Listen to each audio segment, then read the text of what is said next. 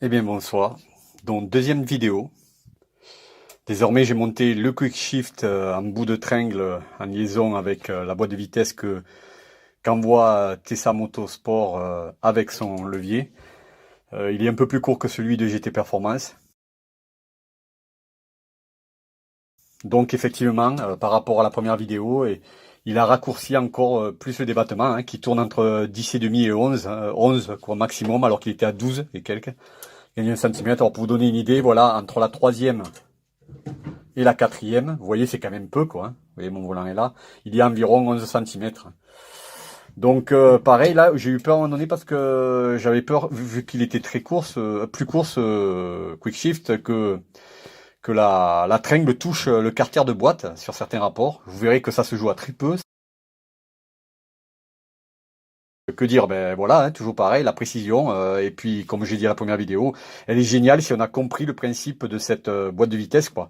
Qu'il faut rapprocher, pour info, des boîtes de vitesse en H, vous savez, des supercars où on est obligé de respecter quand même des passages où on a des rainures, quoi. L'avantage, donc, c'est qu'elle est très précise, du coup, qu'elle évite les éventuels accidents de 5.2, de sur-régime qui ferait très mal au moteur et à la boîte de vitesse. Il est extrêmement près du volant pour moi, sur ma pistarde, je sais pas si vous voyez. Hein. Regardez, je le touche. J'ai des mêmes moyennes, on va dire, quoi, mais je le touche sans forcer. Là, il est en position point mort. Hein. Je touche sans forcer, il est en position point mort. Alors, je vais vous montrer maintenant le passage de vitesse à la marche arrière. Hein. Donc, toujours on démarre du point mort. Hein.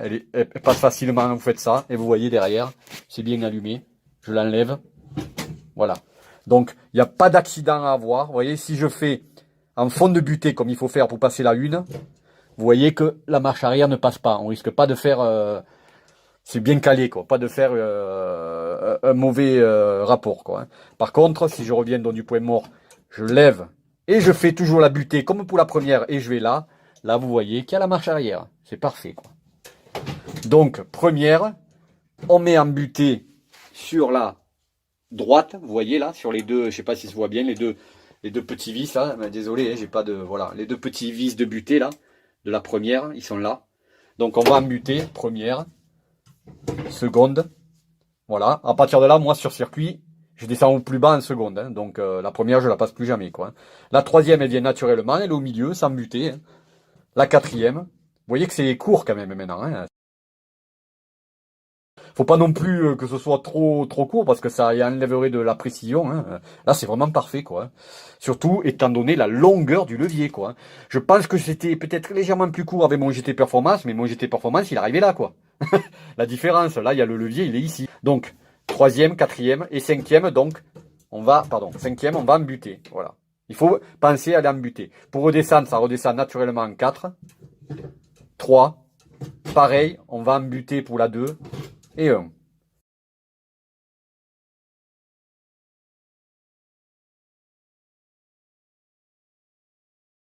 Donc voilà, il faut que vous assimiliez ça. Vous voyez que finalement, donc, en ayant mis malgré tout le bas du levier, moi, pour les faire au plus court, comme je vous avais dit, en mettant un écrou un peu plus épais que celui qu'il fournissait, de manière à remplir tout l'espace là.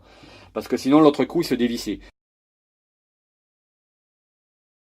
En mettant donc au plus court, qui théoriquement rallonge j'allais pas le dire, le débattement, la distance, malgré tout, au plus court et avec leur quick shift en bout, c'est court déjà, c'est pas mal, c'est très bien. Hein, c'est franchement, étant donné le rapprochement du volant, je sais pas si vous voyez quoi.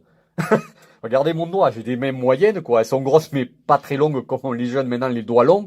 Et regardez quoi, je touche sans forcer, le levier en point mort il est là quoi, il est à même pas 10 centimètres du volant. Hein. Il est même pas 10 centimètres quoi. Donc, étant donné cette hauteur, ce truc, franchement, c'est très bien comme ça. Après, pour ceux qui l'auront et qui veulent le tester, sachez que donc plus vous vous servez du pas de vis, que moi j'ai enfoncé au maximum, hein, plus vous faites le levier long en bas, attention, il y aura un problème si vous le faites trop long. Il y a les tôles en dessous. Justement, moi, vous la voyez là, mais je l'ai pas vissé encore, la tôle de pare-chaleur juste en dessous du levier, parce que j'ai mis en attendant, j'ai découpé à la scie circulaire un vis, parce que le seul défaut que j'ai trouvé, voilà, il a avoué, hein, Zerkan, c'est que le vis qu'ils ont, la vis pardon qu'ils ont mis là, pour tenir donc le levier là, il est trop court. Donc moi, j'ai commandé un en 8,8 de rigidité et de 50 mm et 12 de diamètre parce qu'on n'en trouve pas. J'en ai trouvé un de 70, je l'ai coupé quoi. Donc c'est pour ça que j'ai pas mis le pare-chaleur en dessous définitivement parce que quand je recevrai le bon de 50 mm en 8,8, parce que celui-là il est que 6,8. Et ça fait un peu, même si ça force pas, un peu limite quoi en rigidité.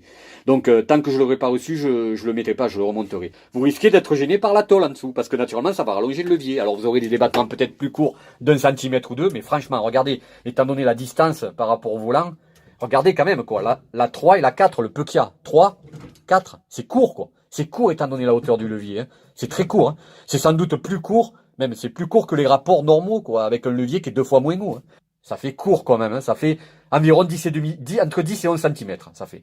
Moi, ça m'ira. J'ai, attention, important, c'est pour ça que j'ai pris du temps, j'ai dû jouer, j'ai pas joué, moi certains vont jouer sur le serrage de cette vis qui joue donc sur l'axe ici, et de celle-là, là devant, qui joue sur les rotations droite et gauche, pour la dureté et la précision. Moi, j'ai pas joué sur ça, par contre, j'ai joué sur les vis ici, donc que j'ai rajouté.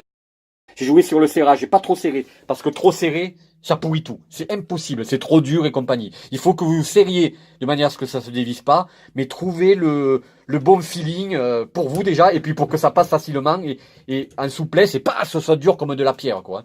Donc j'ai joué sur ce pas de vis là, en bas du levier. J'ai pas joué sur l'autre de la rallonge. Par contre, j'ai joué devant sur le vis du quick shift qui est relié à la tringlerie. Il y a un vis. Et là aussi, si vous serrez trop fort, c'est pas bon. J'ai serré de manière à ce que la vis bouge plus, naturellement, et elle risque pas de tomber, elle a traversé l'autre côté, du quick shift. Je mettrai des photos aussi dans mon album pour info. Mais c'est sur ça que j'ai dû jouer. Sur les serrages de ces deux vis, pour me donner quelque chose de souple.